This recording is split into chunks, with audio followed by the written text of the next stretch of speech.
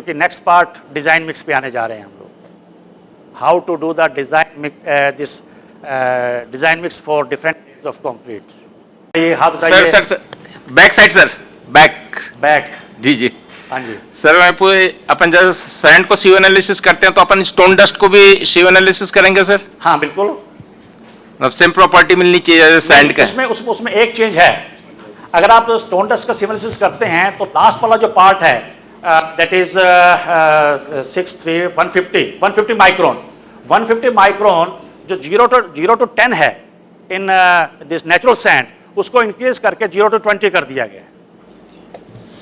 For this crushed sand the limit has increase to 20% और 5% का deviation अभी आप और ले सकते हैं उसमें जी जी। 25% आप पासिंग तक आप उसको यूज कर सकते हैं। Okay sir. बाकी सीव एनालिसिस करना है आपको, remaining areas are same, only change is आपको जो 150 माइक्रोन से जो पासिंग है instead of 0 to 10 this is 0 to 20 और 5% का जो डेविएशन है वो भी एप्लीकेबल है, यानी कि उसको 25% तक आप एक्सेप्ट कर सकते हैं। Okay, thank you sir.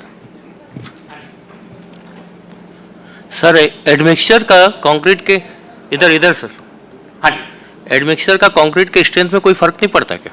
देखिए एडमिक्सचर का स्ट्रेंथ पे पॉजिटिव इफेक्ट आना चाहिए, नेगेटिव नहीं आना चाहिए, उसका नेगेटिव आता भी नहीं है। देखिए नेगेटिव तो तभी आएगा जब, देखिए एडमिक्सचर क्या कर रहा है, आपकी वाटर डिमांड को ही कम कर रहा है ना, ठीक है। दूसरी बात यह है, दूसरी चीजें जैसे क्लोराइड कंटेंट है वो हम यूज करने से पहले ही चेक कर रहे हैं कहीं कितने क्लोराइड्स हैं आपके एडमिक्सचर के अंदर, वो अगर हाई जा रहे हैं तो फिर आपको रिजेक्ट करना है। आपके पास ऑप्शन है, आपने जो भी एडमिक्सचर यूज करेंगे उसके केमिकल टेस्ट कराइए, जो रिक्वायरमेंट दी गई है वो मीट होनी चाहिए। अदरवाइज जो भी आप एडमिक्सचर यूज कर रहे हैं, पीएच चेक कर रहे हैं आप, उसकी एसिडिक नहीं होना चाहिए। जो पानी की जो पीएच है सेम पीएच इसका इसमें दिया गया है, एसिडिक होगा तभी वो उसका जो है गलत इफेक्ट जाएगा, आपके स्टील पे भी जाएगा, आपकी कंक्रीट पे भी जाएगा। अगर एसिडिक नहीं है तो कोई प्रॉब्लम नहीं है। मैंने आपको पॉजिटिव इफेक्ट ये बतलाया कि पानी को कंट्रोल करना है और पानी को कंट्रोल करने में सिर्फ आपकी और आप हेल्प कर सकता है, वो है सुपरप्लस। ये आपके लिए मतलब उतना ही एक अहमियत रखता है जितना कि सीमेंट, ठीक है। यूज जरूर कीजिए, कोशिश कीजिए कि आने वाले प्रोजेक्ट्स में आप इसको अपने उसमें ला सकें कि हाँ इसको यूज करना है। ये कॉस्ट बढ़ाएगा नहीं, ये कॉस्ट रिड्यूस करेगा। मान लीजिए आप यूज कर रहे हैं पर क्यूबिक मीटर 3 kg यूज किया और 3 kg की कॉस्ट पड़ी 210 रुपीज, साथ में आप क्या करेंगे, आप लगभग क्या नाम है 80 kg सीमेंट सेव करेंगे। तो ओवरऑल जो सीमेंट की कॉस्ट है वो एडमिक्सचर की कॉस्ट में भारी पड़ेगी, सेविंग ज्यादा होगी और एक्स्ट्रा जो खर्चा होगा वो बहुत कम होगा, लेकिन इसकी वजह से जो पॉजिटिव इफेक्ट आएगा, जो डेंसिटी इंप्रूव होगी कंक्रीट की, वो आपके लिए एक्स्ट्रा एडवांटेज, परमेबिलिटी रिड्यूस हो जाएगी उससे। Right now how to do this proportioning of concrete mixes, and for this we use this IS code 10262 and this code is revised in the year of 2019. Now this code has 4 sections. पहले section में ordinary grade concrete के लिए design दिया गया है up to M60. Second high strength concrete mixes above M65. Third self compacting concrete and fourth that covers the design of mass concrete.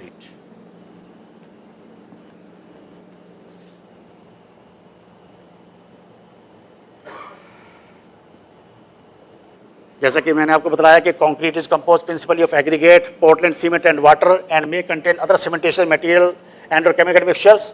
Chemical mixtures are frequently used to accelerate, retard, improve workability, reduce mixing water requirement, increase strength or alter other properties of the concrete, and the selection of concrete proportions involves a balance between economy and requirement of placeability, strength, durability, density and the appearance. What is the objective? Objective is to determine the most economical and practical combination of available material, that is aggregate, cement, water, admixture, etc., and to produce a concrete that will satisfy the performance requirement in terms of strength, workability, and अब आगे आने वाले time में जो आपके दूसरे durability test होंगे like permeability test और दिस कार्बोनेशन टेस्ट.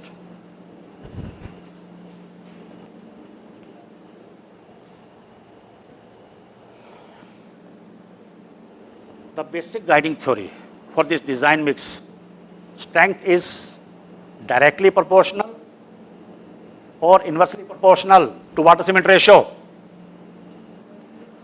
अगर आप वाटर सीमेंट रेशियो इंक्रीज करते हैं तो स्ट्रेंथ बढ़नी चाहिए, कम होनी चाहिए? हैं जी?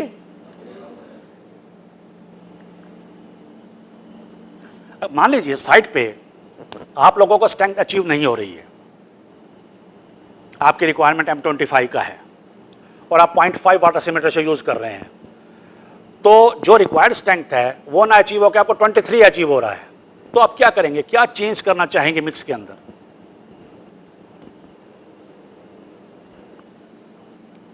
वाटर सीमेंट रेशियो क्या करेंगे? कम करेंगे. इंस्टेड ऑफ 0.5 आप इसको 0.48 करने की कोशिश करेंगे, ठीक है ना? और 0.48 करेंगे, जैसे आप वाटर सीमेंट रेशियो कम करेंगे आपकी स्ट्रेंथ इंक्रीज हो जाएगी. ओके, अगर वाटर सीमेंट रेशियो अप करेंगे तो स्ट्रेंथ, तो क्या है कि strength is inversely proportional to water cement ratio.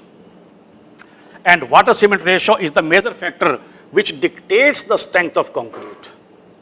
देखिए मैं एक चीज कभी कभी देखता हूं कि कुछ लोग सीमेंट कंटेंट को देखते हैं, अरे सीमेंट कितना है, इतना सीमेंट है तो आएगा, नहीं है तो नहीं आएगा, ठीक है?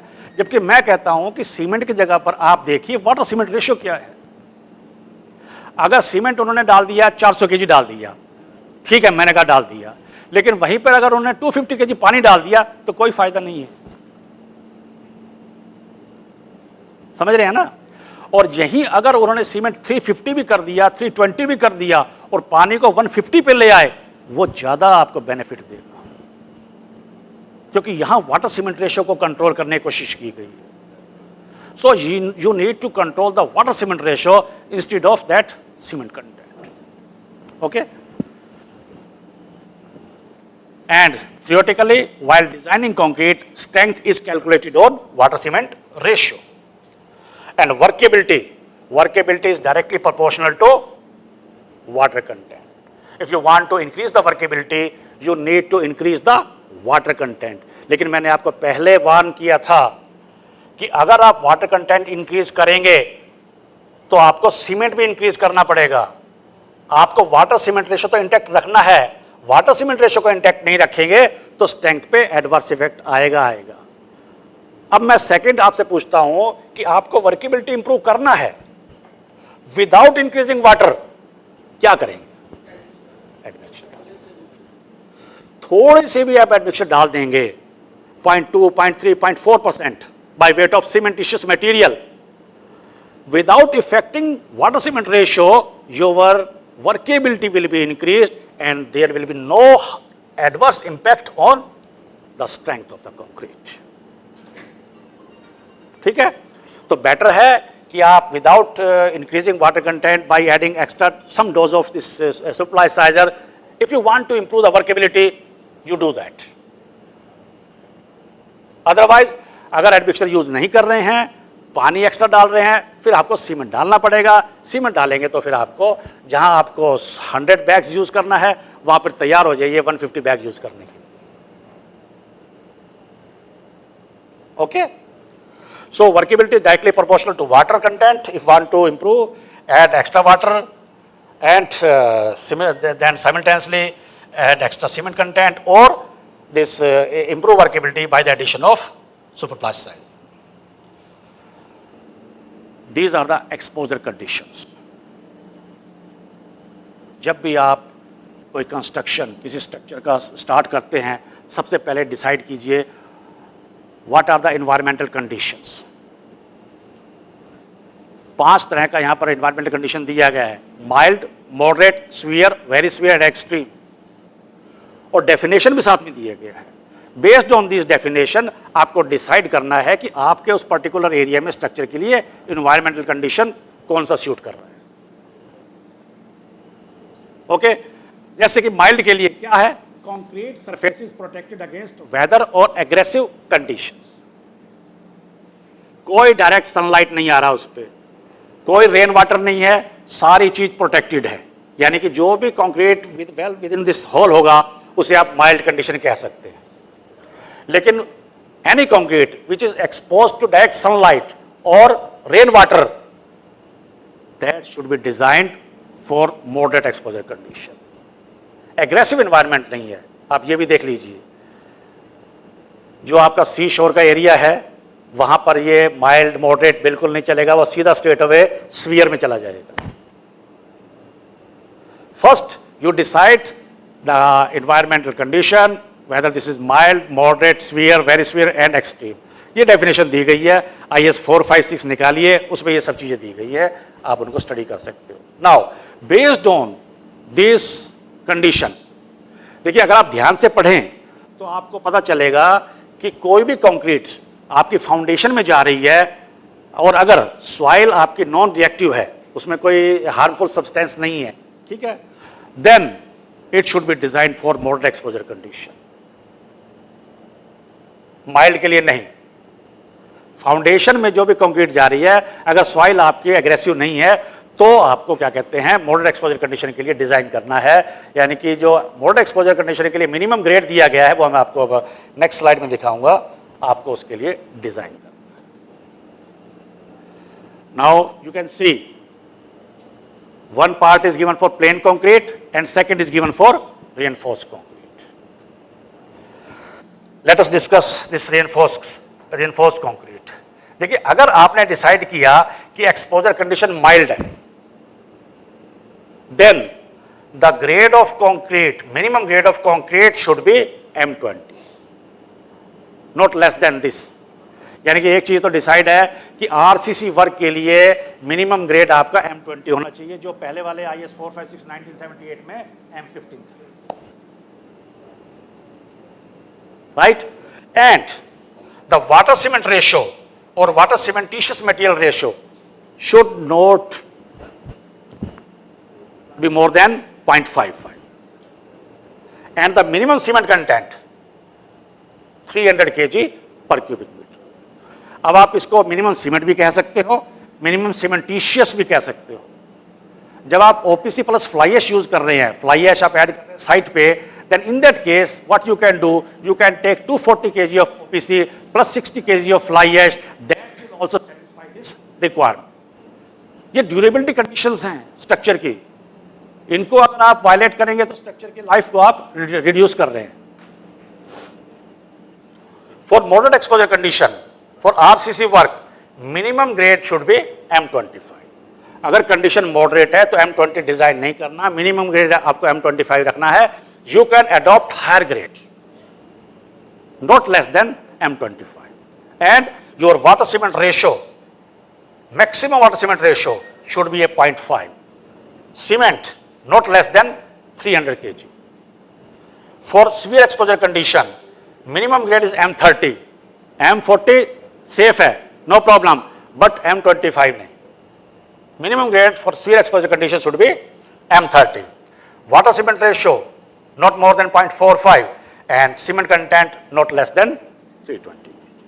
तो ये पूरा complete chart है। ये देखिए दो बातें हैं, एक स्ट्रक्चरल डिजाइनर डिसाइड करता है कि ग्रेड क्या होना चाहिए कंक्रीट का, वो पूरी कैलकुलेशन करता है कि डेड लोड क्या होगा, लाइव लोड क्या होगा, सिस्मिक कंडीशंस क्या होंगे, उनके बेस पे डिसाइड करते हैं कि okay the grade of this element should be M25। ठीक है, एक तो वो कंडीशन हो गई। सेकंड, डिसाइड करने के लिए आपको एनवायरमेंटल कंडीशन पे भी आना पड़ेगा। बॉम्बे में है, मान लीजिए स्ट्रक्चर के लिए M25 सेफ है, लेकिन वहां की कंडीशन से इस तरह की हैं कि आपको M30 से कम लेना ही नहीं।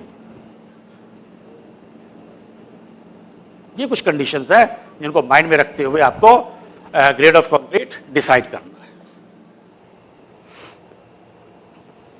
लिक्विड स्टोरेज स्ट्रक्चर के लिए आपने अंडरग्राउंड वाटर टैंक बनाना है, ओवरहेड वाटर टैंक बनाना है, उनके लिए कंडीशन अलग होती हैं।